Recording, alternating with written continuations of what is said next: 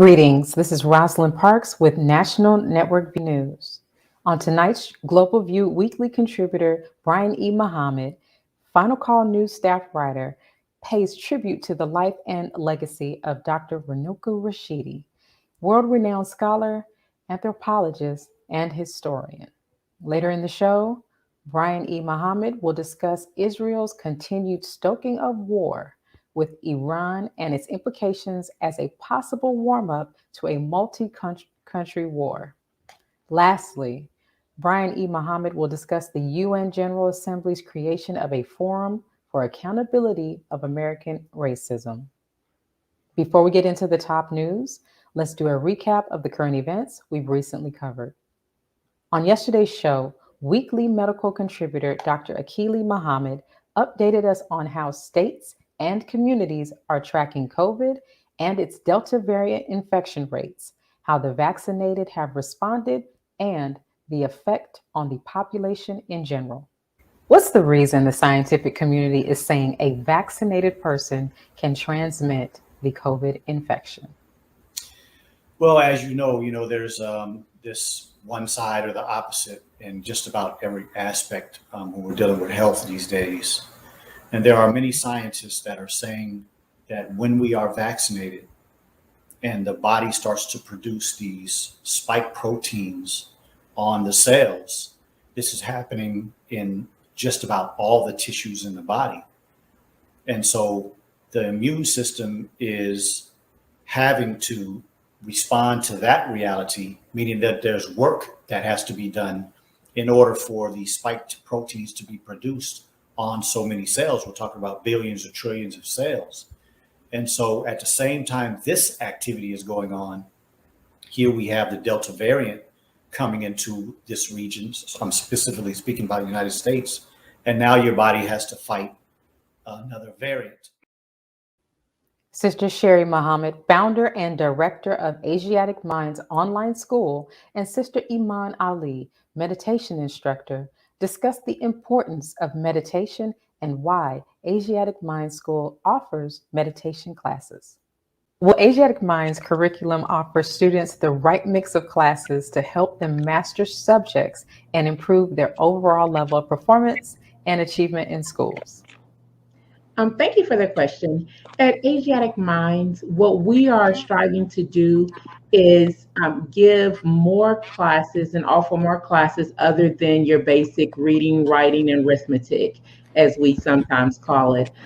So we want to offer classes that are going to help the students enrichment as a whole person.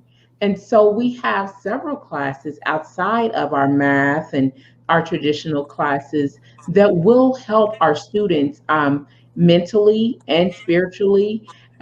We'll be getting into physically and in other different aspects that will help them to be able to go back to those original foundational classes and have a better mind to master them. Brother Born King of Soul Society discussed the organization's youth mentoring and empowerment programs that are helping people tap into the gifts of their soul and lock in their personal life experience. Now, how did Soul Society get started? So, in a nutshell, I'm gonna give you the long story short. It's like a trilogy movie and everything. So I just give y'all a trailer, But Okay. long story short, a major transition in my life. Well, one of the first things was my junior year in high school. We used to have these hotel parties, and long story short, I was arrested for the first time my junior year. Mind you, was with some weed that I didn't even know was in the environment I was in, but the way that process was carried out and that experience was carried out in the way the cops expressed the intent, to really like take down, young black men. And I mean, they were literally expressing themselves in a way like, dang, this isn't even enough to really do what we would like to do with them.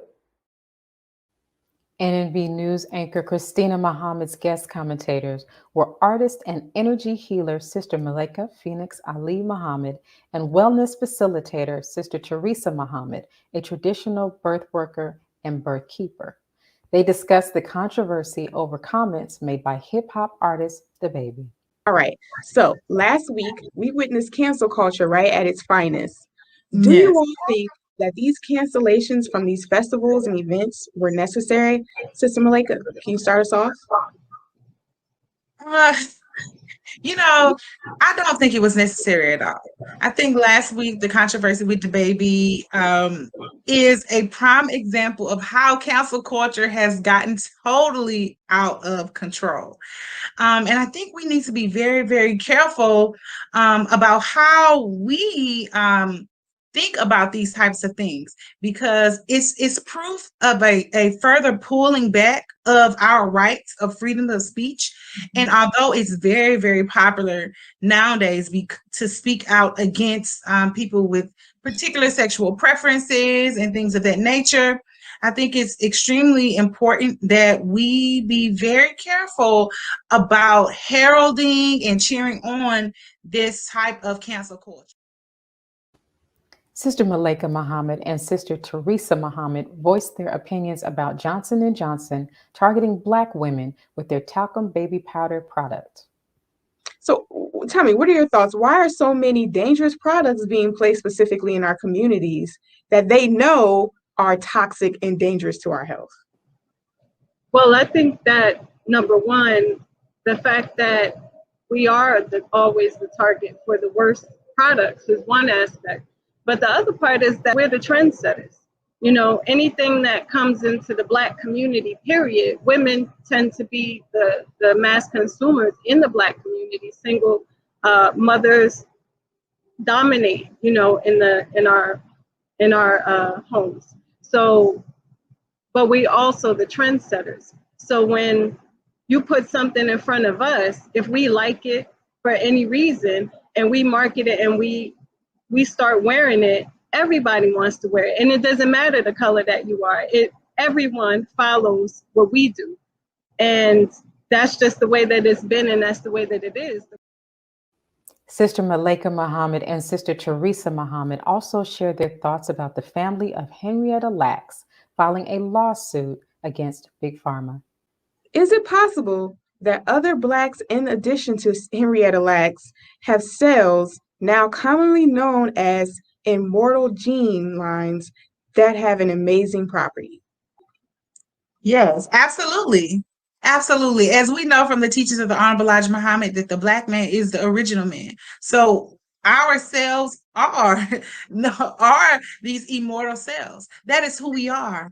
So absolutely, I have no doubt. You hear these sorts of things all the time, not only Henrietta Lacks, but you hear about aborted fetal cells being utilized in the cosmetics industry and all this. And this is the reason why, and we all know the data or the statistics about, unfortunately, this issue of abortion in our communities, but a majority of those aborted fetal cells are African American or Black women who are releasing their children. On this week's I Have a Testimony, NNV News anchor Willie Muhammad's guest was student minister Verban Muhammad of Monroe, Louisiana, who discussed his work as student minister and how he joined the Nation of Islam. Brother Verban, you've talked about the history of the Nation of Islam in Monroe, Louisiana. Now, can you share with us, with our audience, how you became introduced to the teachings and eventually joined? Yes, sir, Brother Will. Before I say that, I wanted to mention, I forgot to mention, the actual bow tie was produced out of the lynching that Brother Minister Biard went through. Wow. Uncle Elijah Muhammad said that from now on we are going to begin to wear the bow tie, especially the ones that with the clip. So that was birthed out of that situation, that ordeal. Wow. But Brother Minister, I was introduced to the teachings while a student at Southern University. My roommate at the time, when I was a freshman, would always play the minister. He wasn't a Muslim or a registered Muslim, so to speak, but he always played the music. At the time, it was cassette tapes. And I would always ask him, who is that man? Last week, I spoke with Final Call news staff writer and weekly contributor Brian E. Muhammad about Israel's inordinate influence on the world stage, their interference in the affairs of other governments, and their political pressure campaigns. In May, the African Union condemned Israeli attacks on Palestinians in the Gaza Strip and Al-Aqsa Mosque and the evictions that took place in Sheikh Jarrah.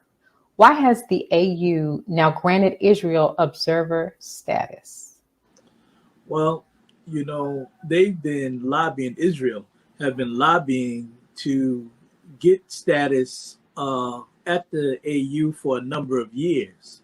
And they have been rejected because of strong pushback from leaders such as South African President Ramaphosa, and others who rejected their presence based on the principled position in support of the Palestinian cause that Israel, obviously has not moved to rectify in now 73 years. As Israel accused Iran of a recent bombing, questions remain regarding Israeli involvement in numerous assassinations of Iranian nuclear scientists and officials. A number of Iranian nuclear scientists have been assassinated. We've been talking about the bombings of the Palestinians for the last couple of weeks. Has Israel been implicated in those assassinations? Yes, Sister Rosalind, they've been blamed and they took credit. The former Prime Minister Benjamin Netanyahu on a few occasions have alluded to what they did. Just a couple of months ago, the former head of the intelligence apparatus, the notorious intelligence apparatus of Israel, Mossad, said in an interview that they did this, that they were the culprits behind this. As Israeli President Isaac Herzog called a boycott of Israel a new kind of terrorism designed to hurt Israel's economy, Ben & Jerry's ice cream company has said its boycott is following their social mission. Are the owners of Ben & Jerry ice cream Jewish? Of Ben & Jerry's are Jewish. Damn. Ben Cohen and Jerry, forget his last name, but Green, I won't mess up his name, but yeah, they're Jewish. The founders are, but the company is now owned by Unilever, which is a $61 billion a year food conglomerate based in England. And, and I also want to say on that, continuing on that last point that we was talking about, that to show you the hypocrisy, all the way around, I'm talking about America, Israel, Ben & Jerry's, Unilever CEO made it very clear that his commitment is to continue to do business in the state of Israel. Let's pause for announcements from our sponsors. Then Global View weekly contributor Brian E. Muhammad will be back on to commemorate the life of Dr. Runoko Rashidi. We'll be right back. Be a part of the force that powers truth in journalism. Your support helps us to highlight solutions for a brighter tomorrow. Go to nnvnews.com/donate. Asiatic Minds. Online education, helping our children to discover their God-given skills, gifts, talents, and passion that will allow them to see their greatness, as well as the greatness of our people, and upon discovering that greatness, infusing them with the desire to use it for the betterment of themselves, their families, our people, and the world. Call now, 502-219-4848. This is Sister Sajda Muhammad. We are proud to announce that the Sajda House commemorative Elijah coins are finally here. This priceless heirloom, made from recycled copper from the messenger's home, is now available at sajdahouse.com. The hashtag Bank Black social media campaign made strides not only in revolutionizing how we bank, but also how we think. The movement inspired thousands of African Americans across the country to transfer or deposit millions of dollars into Black-owned banks. These are banks that will invest in urban communities, employ African Americans, support Black businesses, and inspire Black home ownership. This is a very proud moment for our culture as we are taking small, but significant, steps towards building Black power through Black wealth. Thank you for tuning in to NNV News. Please share your thoughts with us in the comments section below. Follow us on social media at NNV News, and please subscribe to our YouTube channel, National Network View. This is Clifton Muhammad with NNVnews.com.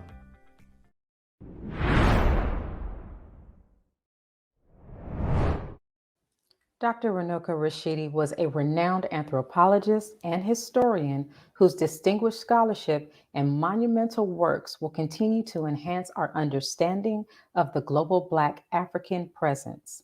Joining us to discuss his contributions is Global View contributor and Final Call News staff writer, Brian E. Muhammad. Greetings, sir. Greetings, Sister Rosalind. Yes, sir. Now, what would you say stood out to you most about Dr. Rashidi and his work?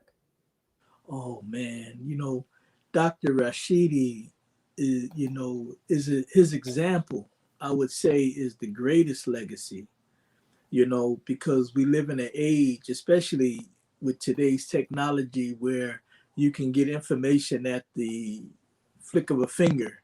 And, and there's a saying that, it must be true. I saw it on the internet, but as free as the internet is, there's also a lot of falsehood, a lot of information that is not really true and reliable. And his example was the kind of man who went and he searched out the truth based on verifiable evidence, going to the different places of the earth and pulling the information up of our history. And so when we say that talk about the great legacy of we as a people, well before slavery, because our history didn't start in slavery, Dr. Rashidi was of that ilk of scholars who went and proved this and, and pulled up the evidence for us. I think that is his greatest legacy. Yes, sir. What do you believe his greatest legacy left us? Do you think that it's something that a few of us can kind of pick up the torch and carry on? Well, I think so, and I think that there are great scholars in this present generation. We could talk about our own scholar and brother Dr. Wesley Muhammad and people like that who spends the time to put in the work, because that is the difference between a Dr. Rashidi and the average one of us who may sit and listen to him or read a book of his. He went and he does the legwork, and yes, it can be done and should be done. And Dr. Rashidi worked with and under some of the most distinguished scholars of the past half century. He was a giant in his own right, but he often said he stood on the shoulders of giants. Who were some of these giants that he spoke about? Well, I know that he worked and had relationships in the line of this work from men as vast and great as Dr. Ivan Van Sertima, the great scholar who gave us They Came Before Columbus, Dr. John Henrik Clarke, who goes without saying, we can spend 2 or 3 shows just talking about his work and legacy, Right. Asa Hilliard, which is very interesting because Dr. Hilliard also, like Dr. Rashidi, passed away in Egypt while on a trip in Egypt. And of course, Egypt was one of the main places that scholars like that spent a lot of time going because there's so much evidence of our history still intact. And then I have to say, I can't even name those without naming Dr. Yosef Ben Yakimin. These are the greats that he worked with. Okay. He was also a chronicler of the global African presence. Where did his work take him? You mentioned Egypt. Where else had he gone? Let me see. Well, Egypt, is part of Africa, so of course, throughout the continent of Africa, he went to India, he went and he did a major conference in India, which is very interesting for a Black man from America to do major scholar conferences in places like India, Central and South America. I mean, these are just a few, of the regions that he went to in his work. Another doctor who a lot of us know the name of, Dr. Anthony Browder, who is the director of the ASA Restoration Project, funding the excavation and restoration of the 25th Dynasty tomb, said that Dr. Rashidi gave incredible answers to the Honorable Elijah Muhammad's incredible question, which was, who is the original man? Was Dr. Rashidi also proving that Blacks are the originators? Yes. In fact, this is going back to his legacy. This is, we can say that the Black man that is the original man, that we are the original people. But again, it took historians like, Dr. Rashidi and others to go after and uncover the evidence of that. Not just, not talking in theory about it. And of course, the Most Honorable Elijah Muhammad didn't talk in theory about anything he taught. He had the proof. But these men, like Dr. Rashidi, actually went and studied, again, the verifiable truth that we are the original people of the earth. You mentioned Dr. Wesley a moment ago as well. Was Dr. Wesley Muhammad influenced by Dr. Rashidi? Yeah, this week's Final Call newspaper has a wonderful article by our brother out of Philadelphia, Brother Jerome Muhammad, who writes the column Africa Watch. And he did a piece just on Dr. Rashidi, and he interviewed Dr. Wesley Muhammad. And yes, Dr. Wesley did talk about the influence that Dr. Rashidi had on him, his work, and of course his generation of scholars. How would you say, or would you say, that their work complements each other? Well, I think that the main thing was the dedication to truth and the dedication again to verifiable sources, verifiable facts. And Dr. Wesley, I would say that Dr. Rashidi was a forerunner of the kind of scholar that we see in Dr. Wesley Muhammad, because Dr. Wesley had to do his work against the grain of academia. Academia, where academia wants to control not just the narrative, but how you present the narrative to the world. That's true. And Dr. Rashidi was a forerunner to go against the grain of that, to do what he had to do to get the truth out. And Brother Brian, Dr. Rashidi has impacted us greatly. How has he impacted the Black African-centered scholarship? He freed it. As Dr. Wesley said to Brother Jerome in that article that I referenced, he liberated them, because again, this Black scholarship coming out of academia, coming out of the schools and universities of the world, are oftentimes stifled by these universities or what they call academia, because academia, as we know it, is based in white supremacy, and white supremacy is not going to freely allow any Black scholars who is speaking of the greatness of our history, because the greatness of our history is also still in our DNA. And so their own sense of white supremacy stifles Black academia, or Black scholars rather, and so Dr. Rashidi freed them, and he made it wholesome for them to do their work again against the grain of white supremacy and academia, which really needs to be destroyed, be honest with you. Yes, sir. Thank you, Brother Brian. Let's pause for announcements from our sponsors. Coming up, Brother Brian will speak on the growing conflict between Iran and Israel, and if it could grow into an all-out war. We'll be right back. Be a part of the force that powers truth in journalism. Go to nnvnews.com/donate.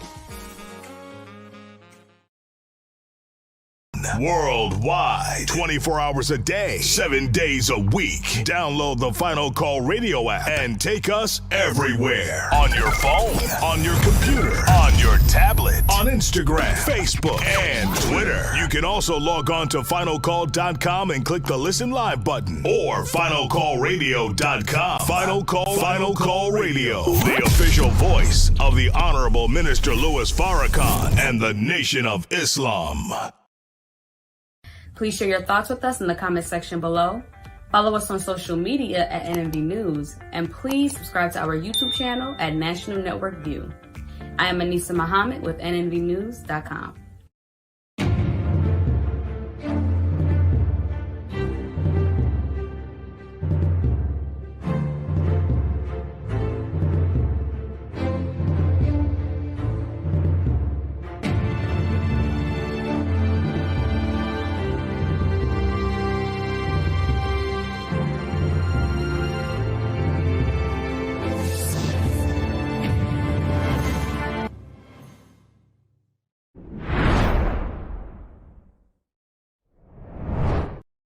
As Israel continues to stoke the flames of war in Iran, it could draw in other nations, America, China, Russia, and the European Union, into an even greater war in the Middle East. The White House worried about the threat and counter-threat between Israel and Iran, and the high rhetoric with the threat of the Israelis launching a military strike against Iran.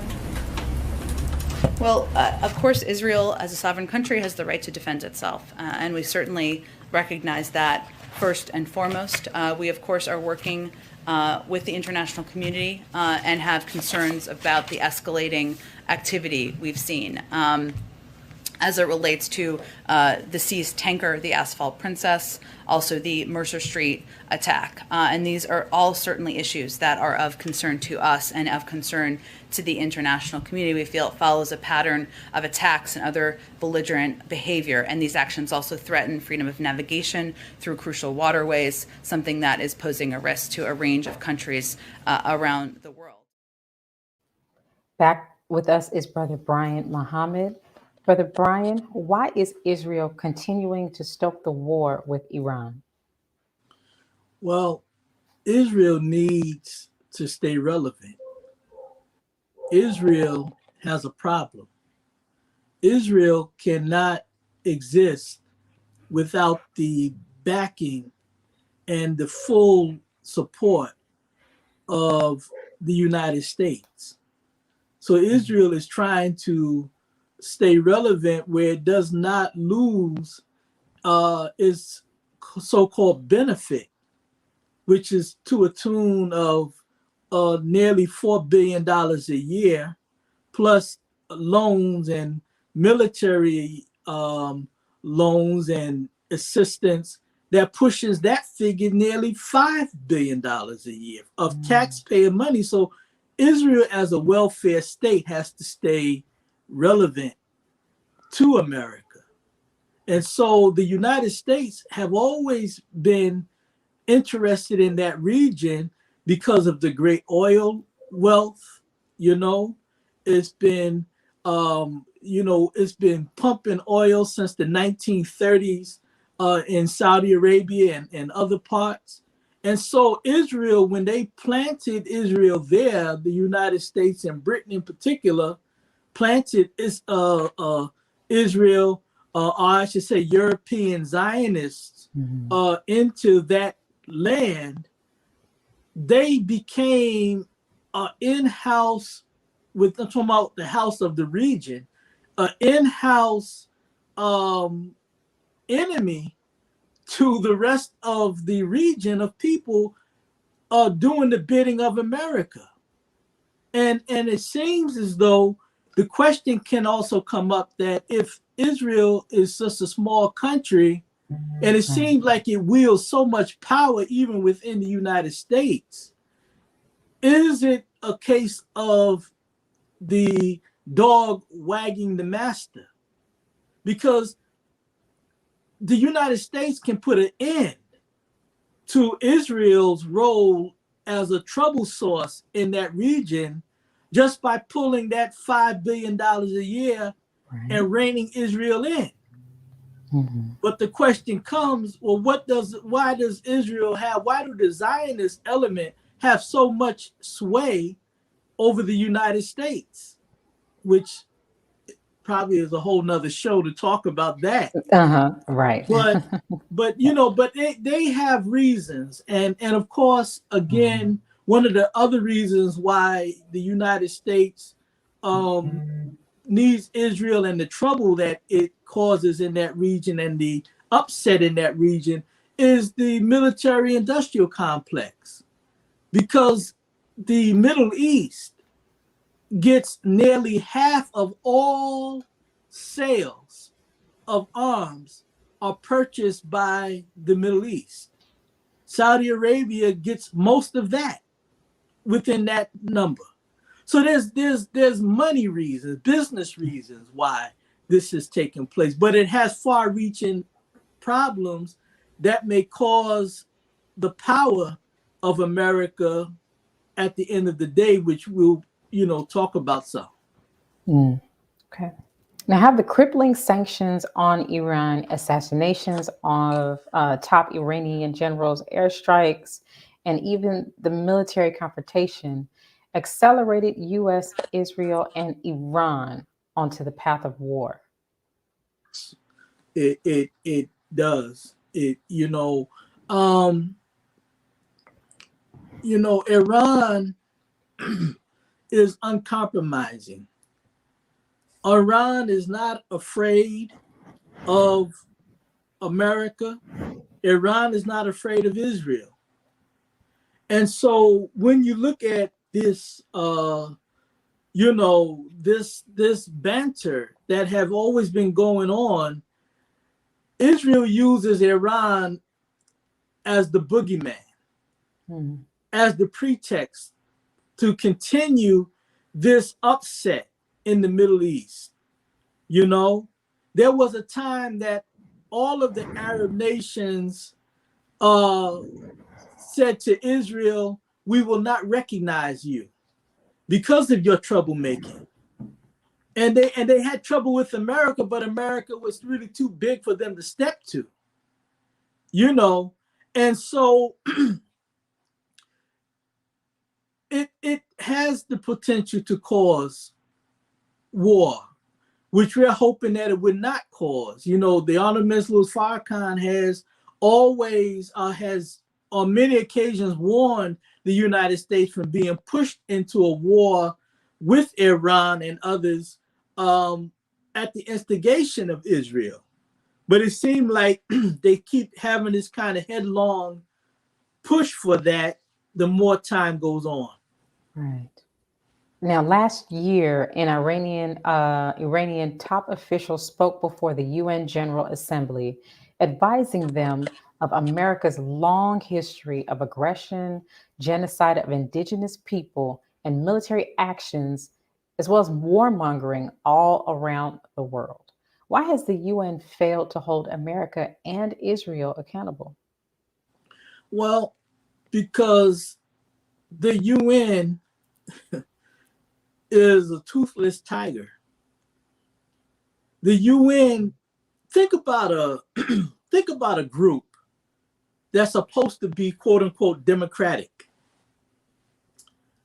196, I think, nations belong to the United Nations. Okay. That 196 is ran by 5 that sits on the Security Council. That 5 is, all but weak to the one, the United States. The United States has veto power. So anything that the 196 puts together and say, this is what we want to do. Mm-hmm.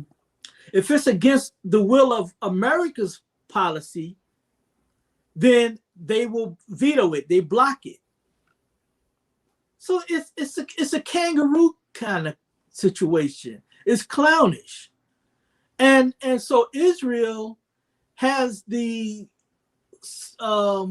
diplomatic covering of the United States. So anything that comes up against Israel, because all of the nations of the earth recognize, or most of them recognize, that Israel has been an apartheid state to the Palestinians, that Israel has broken resolution after resolution put forth by the United Nations. Mm-hmm.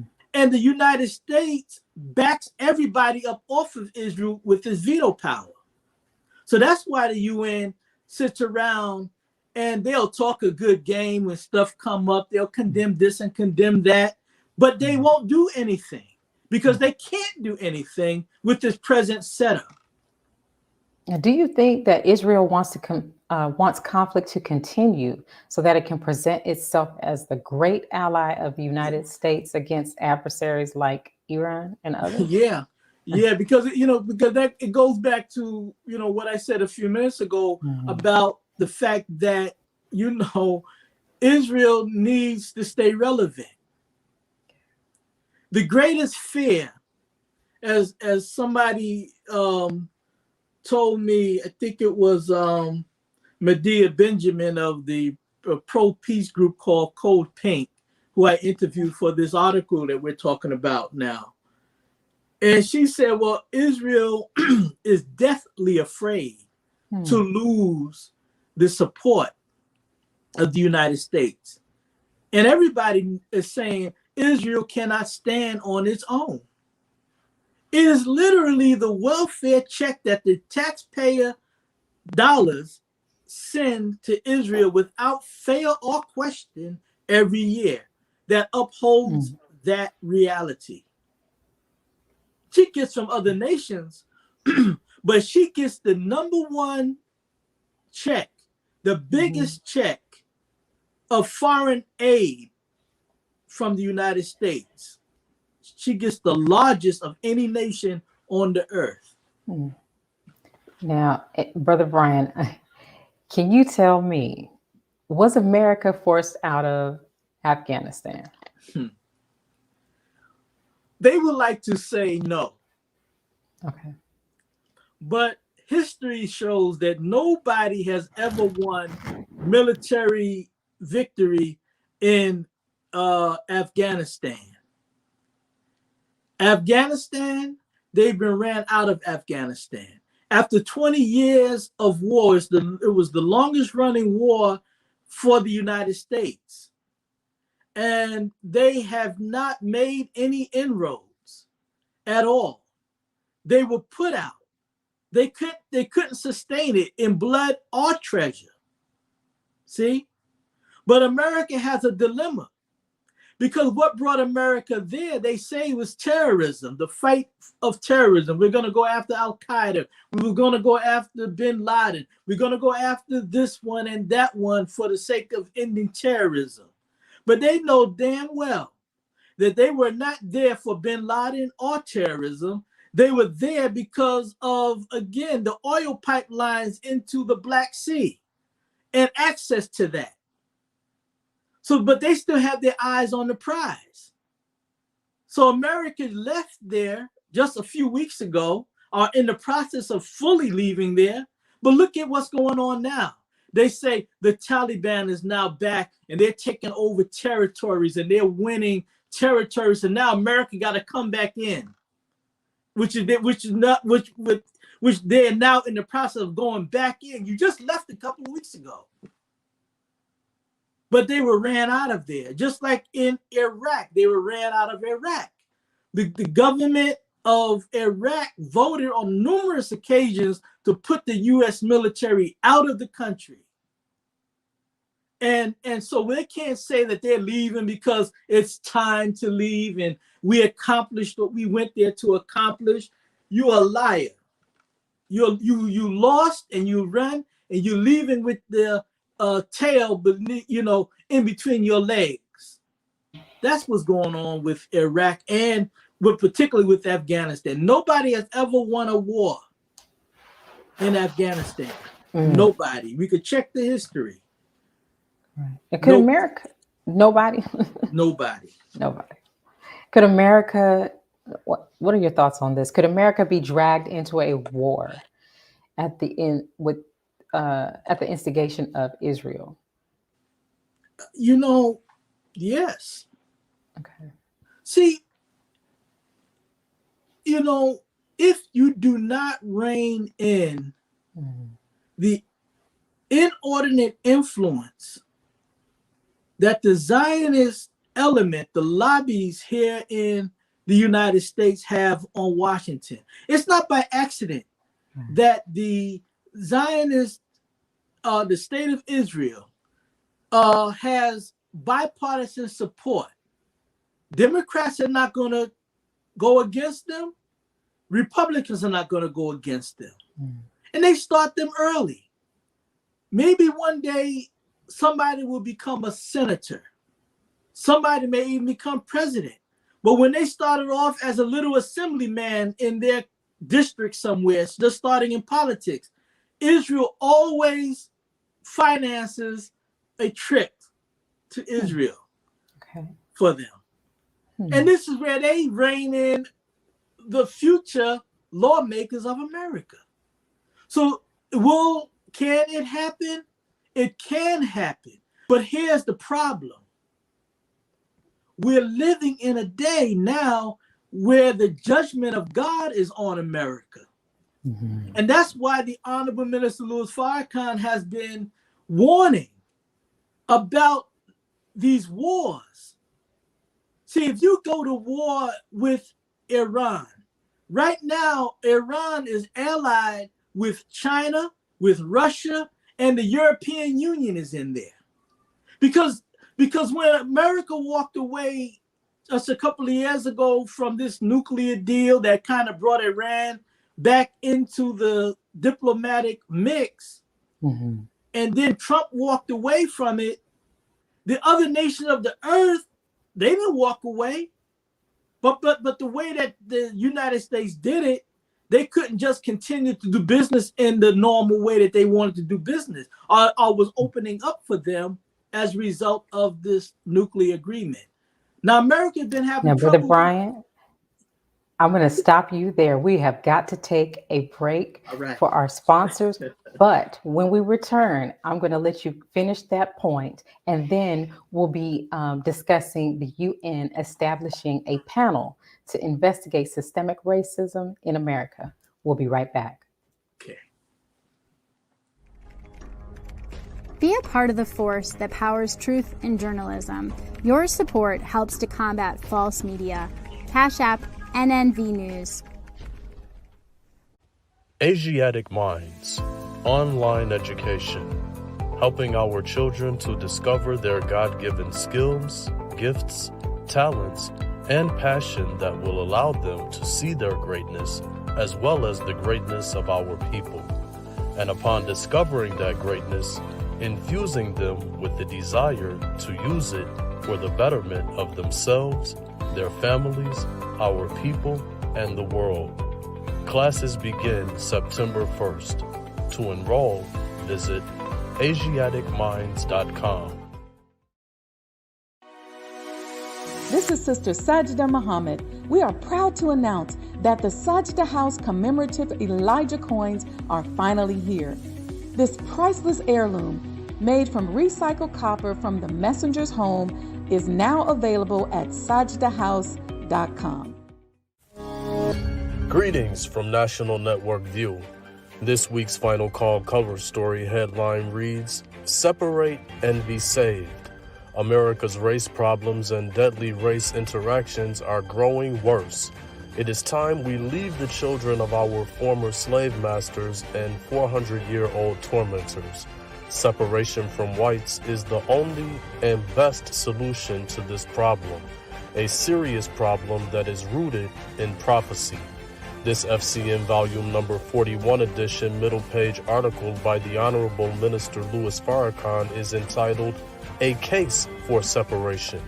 To read more, subscribe to FinalCallDigital.com and tune in to the all-new Final Call Radio. This is the NNVNews.com Final Call Cover Report. Please make sure you leave your comments and questions in the comment section below. Follow us on Facebook, National Network View, and make sure to check us out on Twitter as well, National Network View. This is Sergio Gutierrez with National Network View, signing off.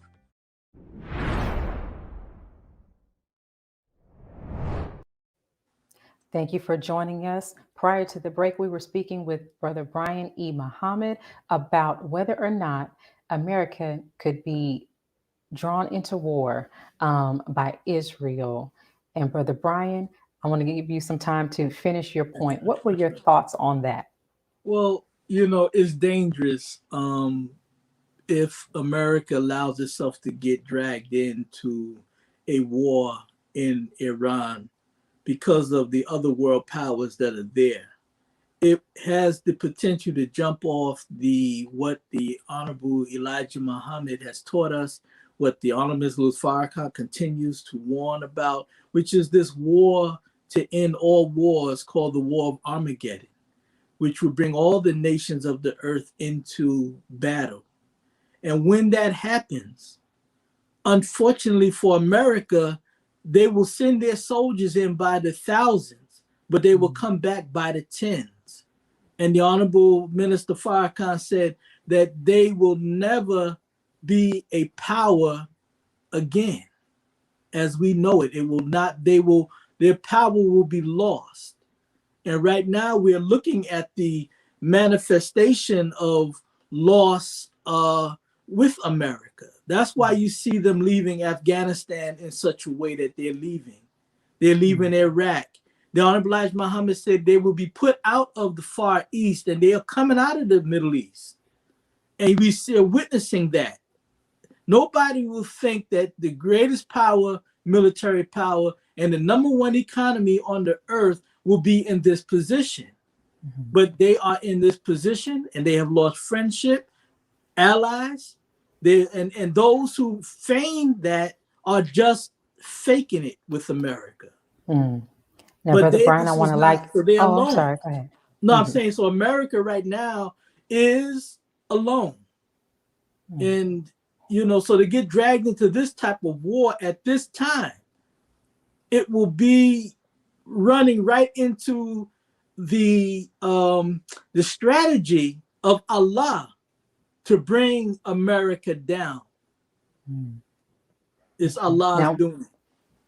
I want to allow you some time to discuss the UN Permanent Forum that was just created. So the UN Permanent Forum of People of African Descent panel has developed a 5-member panel in line with the UN Human Rights Council establishment of a panel of experts to investigate systemic racism in American policing.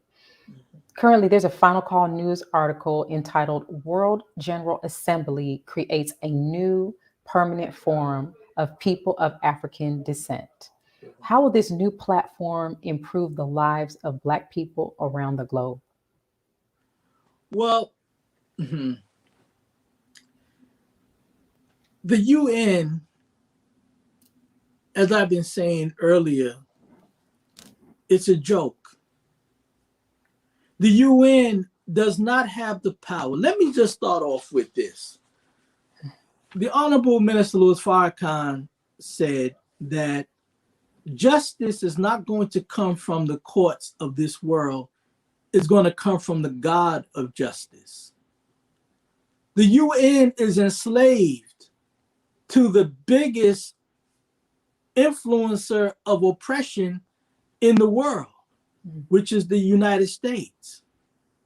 So they can put these panels together and it sounds good, but they don't have the teeth, nor is there the political will to really use this as a mechanism to really put America in check. Look at the language. And I'm glad that you raised the question, Sister Rosalind, in that language. What will it do for Black people around the globe? But when you read the article, the panel was formed as a result of the systemic racism within the United States. And when the Human Rights Council raised this issue, particularly after the death and the killing of George Floyd last year, the United States fought tooth and nail because they wanted to put a panel together, a UN-backed panel together to look at the systemic racism, the history of it, and the current practices of it in the United States. The United States said no. And the Human Rights Commission capitulated, straight up punked out. And they said that, okay, well, we won't put a UN panel together. They just instructed the director of the Human Rights Commission to do a study and to present a report by, it was either June, July, or this month. Okay. All right. Now now this is very important to know, to put in perspective. When they told her to do this report, the United States pushed the language to change. That, well, you can't say that racism in America as a problem in the United States, because it's a world problem. Everybody has a problem. It's just like the old technology language, all Black lives matter. No, all lives matter. That's technology. To dilute the fact that Black people are suffering like hell. So make it all people matter. So the United States said, okay, if you're going to do it, and this is what the UN Human Rights Commission did. They said, don't look at just the United States, but look at it from a global standpoint. Thus the language, how does it affect all people around the world? Now, don't get me wrong. I'm a student of the Honorable Louis Farrakhan, who loves humanity. But we also know technology. We know when you're trying to weaken something because you really don't want to be held accountable, America, for what you have done to us. So you said, So put it in the arena of everybody. Let it get lost in the sauce, like they've always done to us, Sister Rosalind. Mm-hmm. Civil rights. When we fought, look at the dogs that was sucked on our grandparents and parents fighting the civil rights movement. Right. We don't benefit from the civil rights. The gays benefit. The women, and don't get your women. Don't get me wrong. We're not putting off on women like that. But my point is, they dilute it by making it okay. Everybody. See.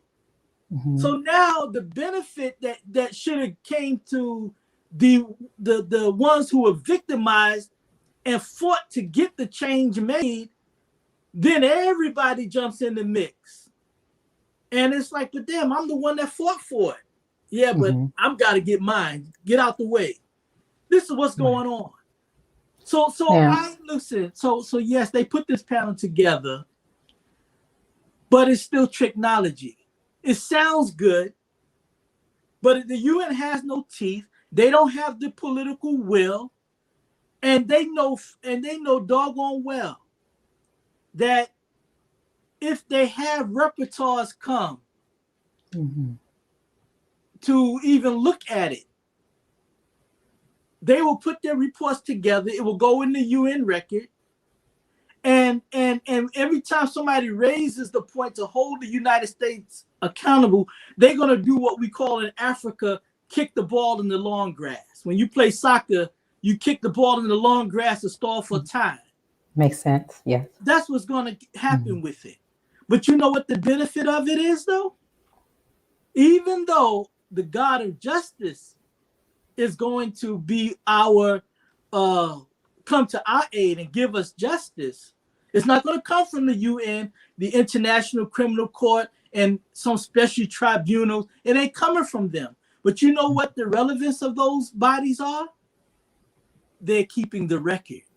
And the Bible, I know that the Holy Quran said that, and I heard Elijah Muhammad say it on a recording just recently, that the nations will be judged out of their own books. So Allah does not waste the work of any worker. No justice is not going to come from the UN. But if we can keep the record there, at least we have the record of what you have done. And we will use that. Our God will use that to make sure that he gets justice for his people. Yes, sir. Now, Brother Brian, I thank you so much for your insight today. We always look forward to your commentary about what's going on in the global view. We look forward to seeing you next week. Thank you. Yes, sir. Thank you for joining us today and tuning in to National Network View News. Please share your thoughts with us in the comment section below. Follow us on social media at NNV News, and please subscribe to our YouTube channel, NNV News. This is Rosalind Parks with National Network View News. Good night. Be a part of the force that powers truth in journalism. Go to nnvnews.com/donate.